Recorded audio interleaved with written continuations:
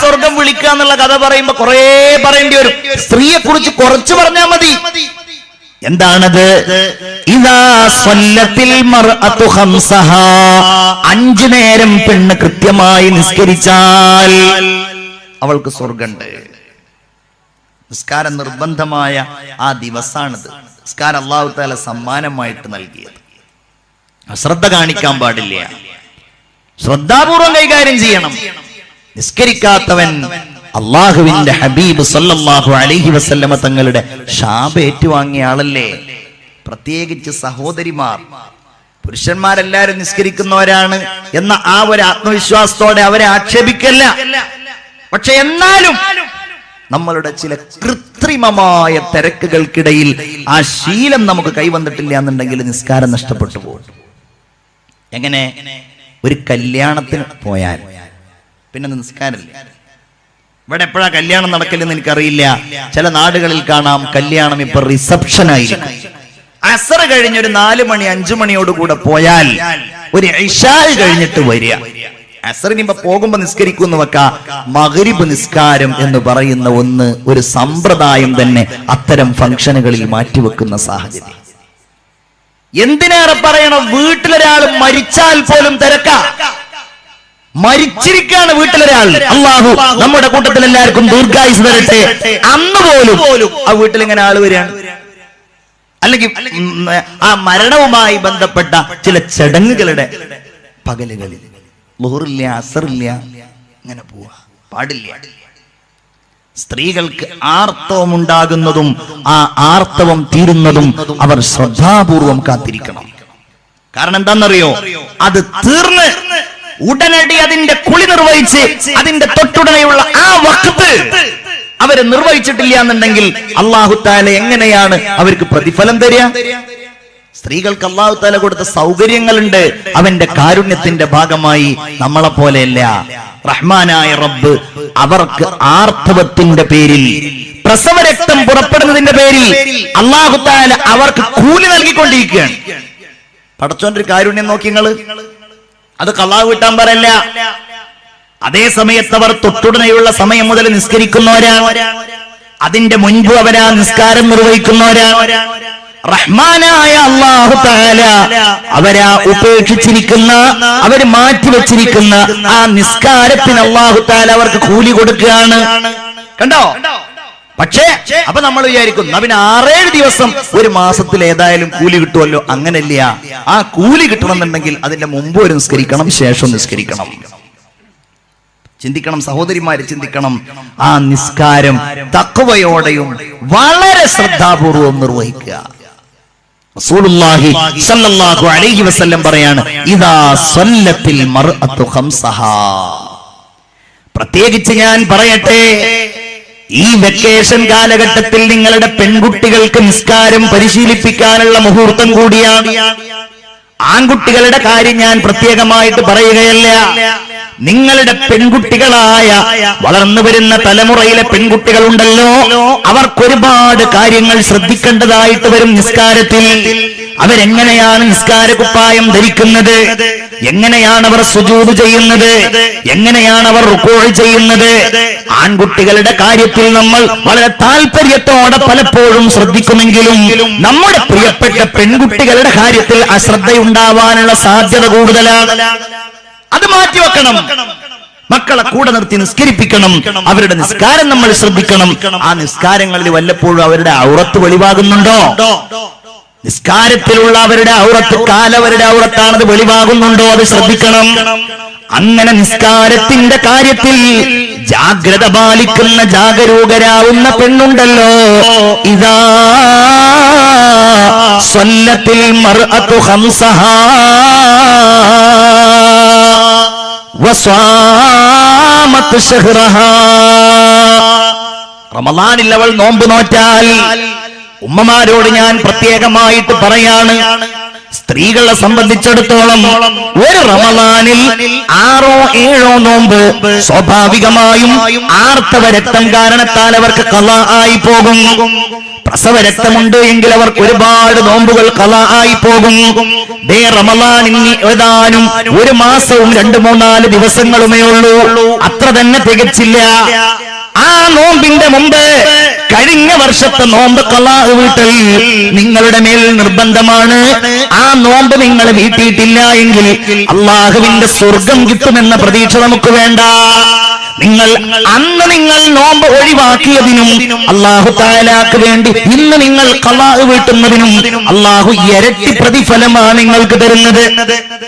നമ്മൾ വിചാരിക്കും അന്ന് നോമ്പ് ഒഴിവാക്കിയതിന് അല്ലാഹു തആല നമുക്ക് ശിക്ഷ തരാതിരിക്കും, അല്ലെങ്കിൽ കൂലൊന്നും തരൂല. അതിന് തരും. കാരണം അതും അള്ളാഹുവിന്റെ ഒരു കൽപ്പനയാണ്. ഇവിടെ രണ്ടാമത് നമ്മൾ വീട്ടുമ്പോ അല്ലാഹു തആല അതിന് വേറെ നമുക്ക് തരികയാണ്. സഹോദരന്മാരൊക്കെ അത് ഓർമ്മിപ്പിക്കണം. സഹോദരിമാർ ആ വിഷയം ഗൗരവത്തോടെ ചിന്തിക്കണം.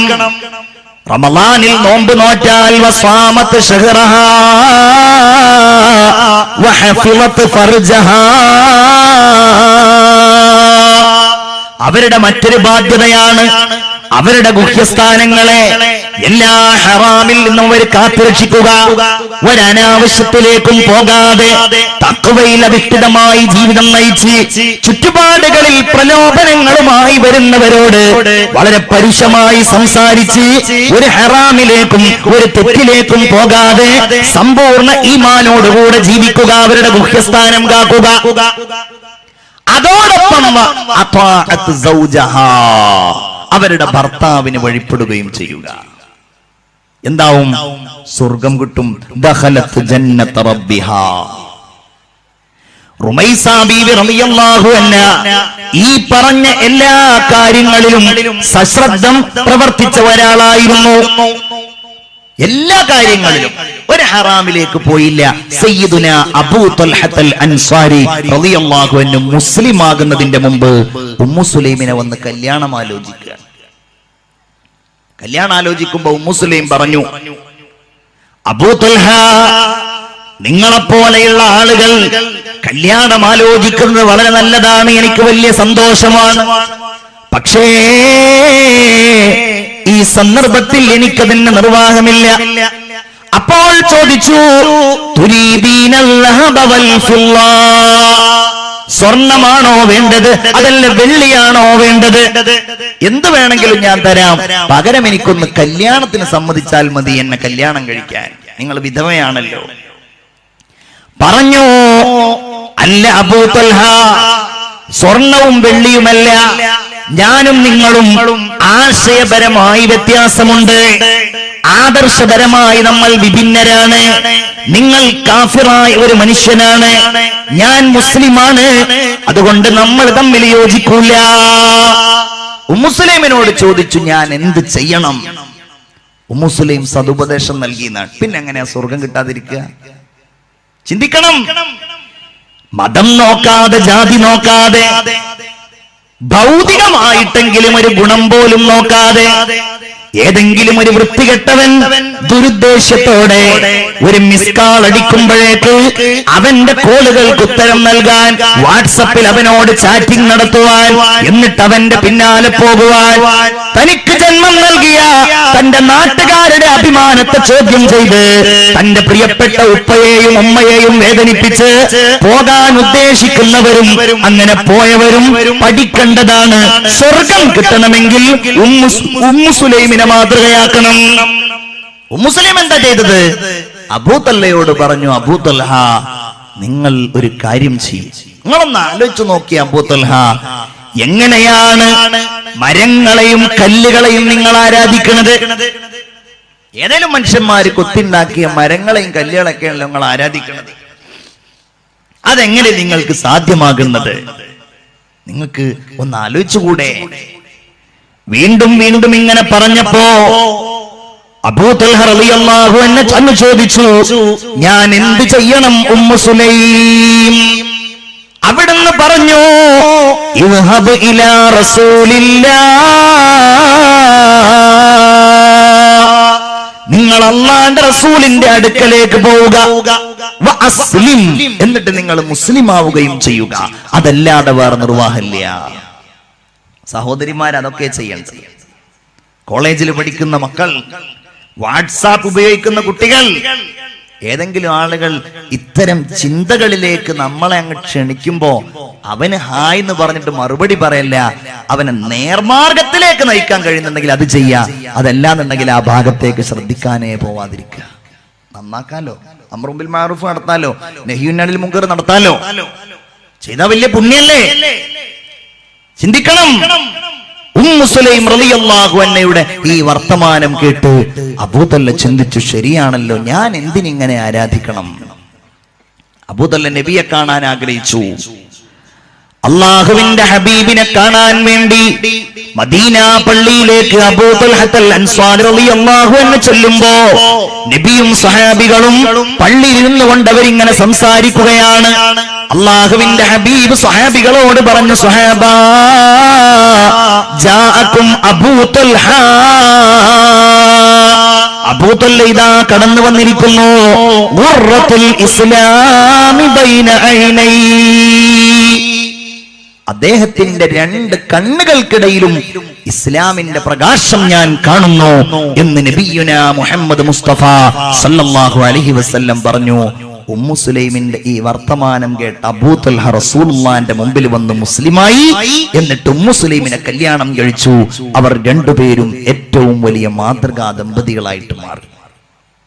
എന്താ ഉണ്ടായത്? ഒരു ഹറാമിലേക്ക് പോയില്ല, തെറ്റിലേക്ക് പോയില്ല.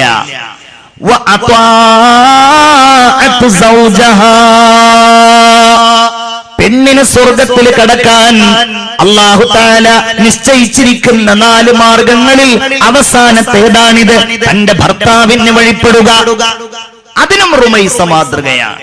തന്റെ ഭർത്താവിന്റെ ക്ഷേമം, അദ്ദേഹത്തിന്റെ സന്തോഷം, ഇതായിരുന്നു മഹദിയായ റുമൈസ ബീവിയുടെ ഭർത്താവ്, റുമൈസ ബീവിയുടെ മുഖ്യ അജണ്ട.